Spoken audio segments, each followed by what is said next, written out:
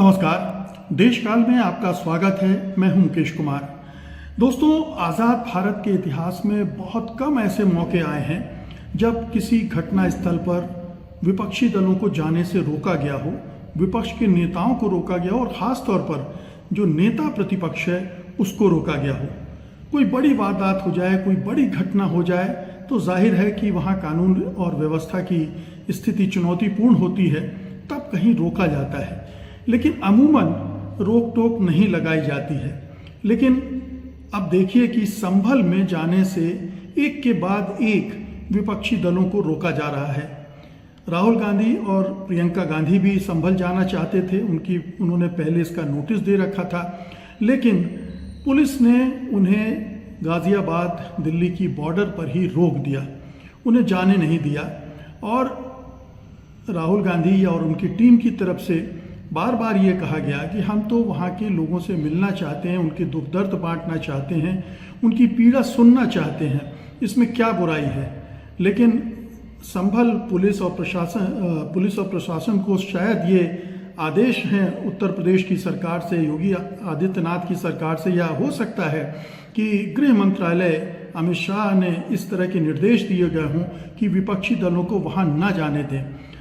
ये अजीबोगरीब स्थिति है कि राहुल गांधी तो हर तरह से समझौता करने के लिए तैयार थे।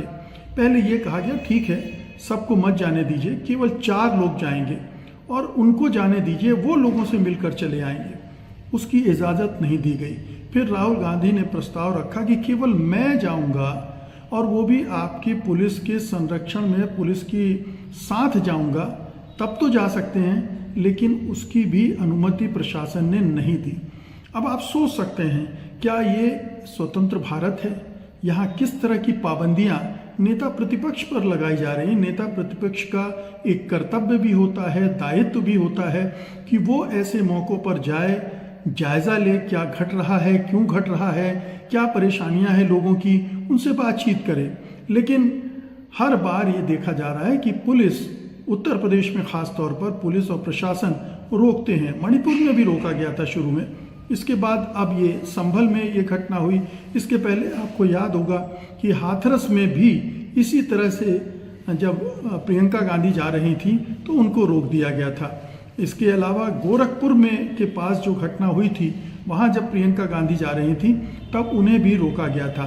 तो ये लगातार एक के बाद एक घटनाएं हो रही हैं और उत्तर प्रदेश की सरकार विपक्ष को उनसे बाहर रख रही है। ऐसे में सवाल उठना लाजमी है कि आखिरकार योगी आदित्यनाथ की चिंताएं क्या हैं, उनके डर क्या हैं, उनको कौन सी चिंता सता रही है, कौन सा डर सता रहा है कि वो विपक्षी नेताओं को संभल नहीं जाने देना चाहते हैं। क्या वहाँ उनकी पुलिस ने, उनके प्रशासन ने कुछ ऐसे काम कर रखे हैं, कुछ ऐसे कारनामे किए हैं जो नहीं चाहते कि वो विपक्षी नेताओं की नज़र में आए। एक तरह से उन्होंने संभल की घेरेबंदी कर रखी है। संभल से कोई व्यक्ति, कोई किसी तरह की कोई सूचना बाहर ना आए, किसी तरह से प्रशासन और पुलिस की पोल ना खुले, इसके लिए लगातार उत्तर प्रदेश सरकार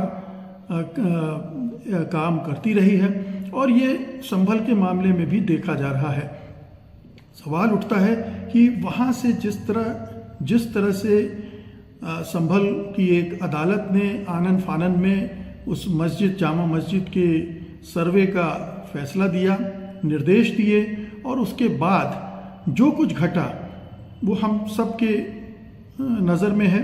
उसमें 5 लोगों की मौत भी हुई है और पुलिस की 100 तरह की कहानियाँ उस पूरी घटना को लेकर हैं कि लोग अपनी पुलिस की गोलियों से नहीं मरे हैं, एक दूसरे की गोलियों से मरे हैं, जो कि एक असंभव सा काम लगता है कि जो वहाँ की मुस्लिम आबादी है वो एक दूसरे को गोली मारेगी। ये असंभव सी बात लगती है। निश्चित रूप से पुलिस अपनी करतूतों को छुपाने के लिए ये कहानी गढ़ रही है।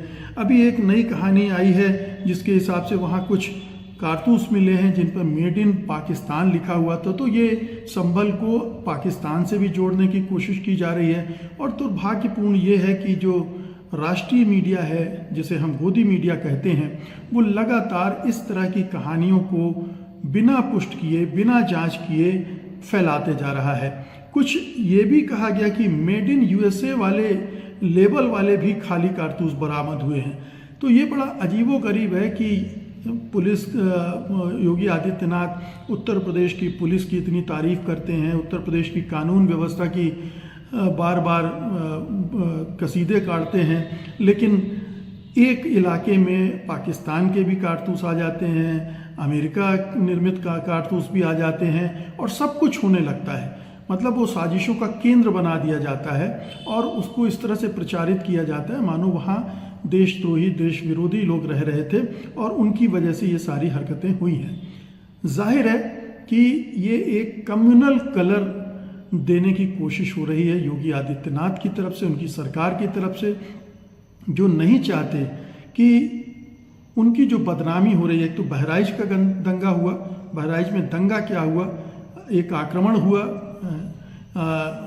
उग्रवादी या कट्टरपंथी हिंदुओं की तरफ से और उसमें दूसरे तरफ से गोली से एक हिंदू युवक मारा गया।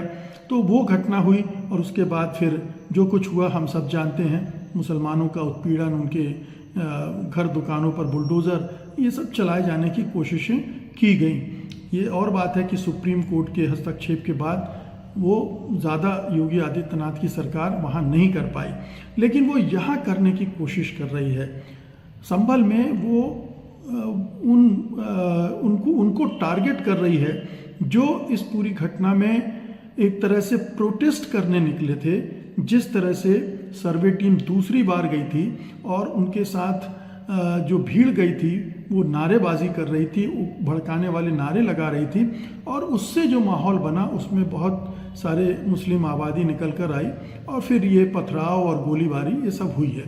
तो ये चूक थी स्थानीय प्रशासन की, स्थानीय पुलिस की और सबसे बड़ी बात स्थानीय अदालत का जो निर्णय आया, जो निर्देश आया, वो बड़ा अटपटा था और उसकी वजह से ये हालात बने, ये इसमें कोई संदेह नहीं है। सुप्रीम कोर्ट ने इसीलिए उसके आगे की कार्रवाई को तुरंत रोक भी दिया कि अब इसमें आगे कुछ न किया जाए।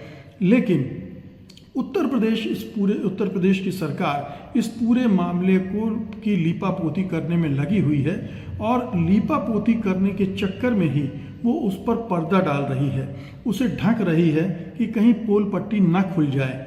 विपक्षी नेता जाएंगे, जाहिर है जाएंगे तो लोगों से बात करेंगे और बहुत सारी चीज़ें और मीडिया में आएंगी। अभी तक मीडिया को दूर रखा गया, मीडिया को केवल वही इन्फॉर्मेशन दी जा रही है जो उत्तर प्रदेश की सरकार को सूट करती है, योगी आदित्यनाथ को सूट करती है और उनके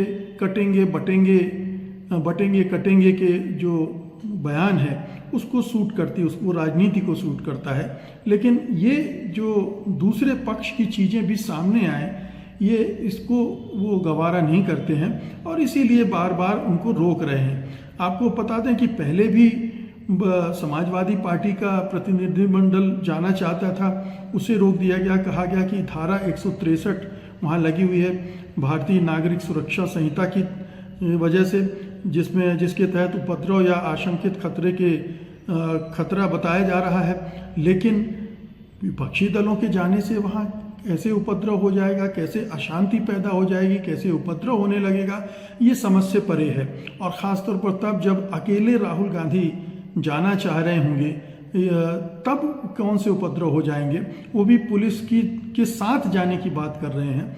तो जाहिर है कि योगी आदित्यनाथ नहीं चाहते हैं कि विपक्ष के नेता जाएं और ख़ासतौर पर राहुल प्रियंका जाएंगे तो एक बड़ी सुर्खी बनेगी, राष्ट्रीय अंतर्राष्ट्रीय स्तर पर चर्चा होगी और चर्चा होगी तो जाहिर है कि योगी आदित्यनाथ की फजीहत होगी, उनकी सरकार की फजीहत होगी, केंद्र सरकार की फजीहत होगी और ये अंतर्राष्ट्रीय स्तर पर प्रचारित होगा कि किस तरह से योगी आदित्यनाथ की सरकार, बीजेपी की सरकार, केंद्र सरकार अल्पसंख्यकों पर अत्याचार कर रही है, मुसलमानों को टारगेट कर रही है, उनके धर्म स्थलों को टारगेट कर रही है और टारगेट करके इस तरह से माहौल बनाया जा रहा है।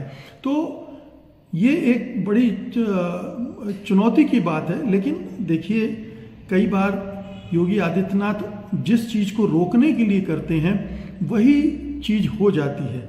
राहुल गांधी, प्रियंका गांधी नहीं गए, लेकिन पूरे दिन भर इसके चर्चे रहे, इसकी खबरें बनती रहीं और तमाम न्यूज़ चैनलों पर ये खबरें सुर्खियों में रहीं।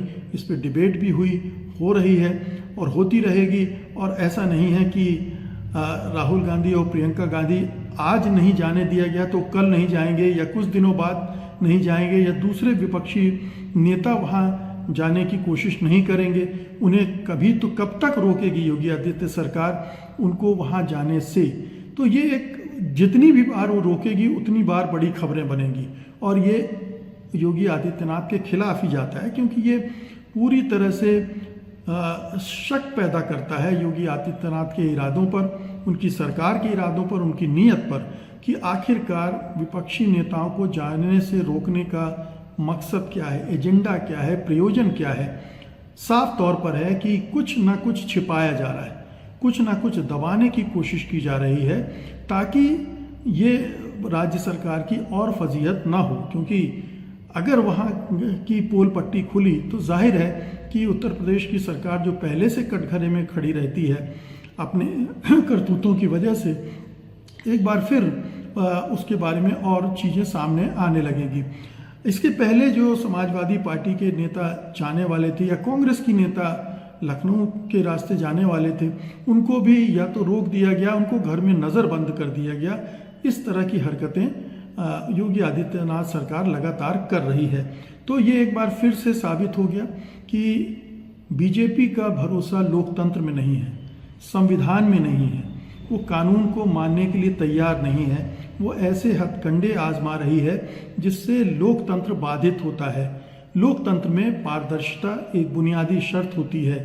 प्रतिपक्ष की गतिविधियों को न रोकना ये एक बुनियादी शर्त होती है, और नेता प्रतिपक्ष के मूवमेंट को रोकना तो एक बहुत बड़ी कहना चाहिए संविधान और लोकतंत्र विरोधी हरकत है। ये हमने देखा कि योगी आदित्यनाथ ने किया है और लगातार कर रही है वो, और वही नहीं, दूसरी सरकारें भी ये कर रही हैं। आपको याद होगा कि मणिपुर में भी शुरू में जाने से रोका गया था विपक्ष के नेताओं को। अभी महाराष्ट्र के एक गांव में लोग रीपोलिंग करना चाहते थे, उनको रोक दिया गया पुलिस बल तैनात करके, और उनको वोटिंग नहीं करने दिया गया, और बल्कि 200 लोगों पर केस भी दर्ज करने की बात की जा रही है। तो ये एक पूरा माहौल बनाया गया है। जहाँ भी बीजेपी शासित राज्य हैं वहाँ पर एक लोकतंत्र की धज्जियाँ उड़ाई जा रही हैं, और यही उत्तर प्रदेश में हमने देखा है। बहुत बहुत शुक्रिया आपका, धन्यवाद, नमस्कार।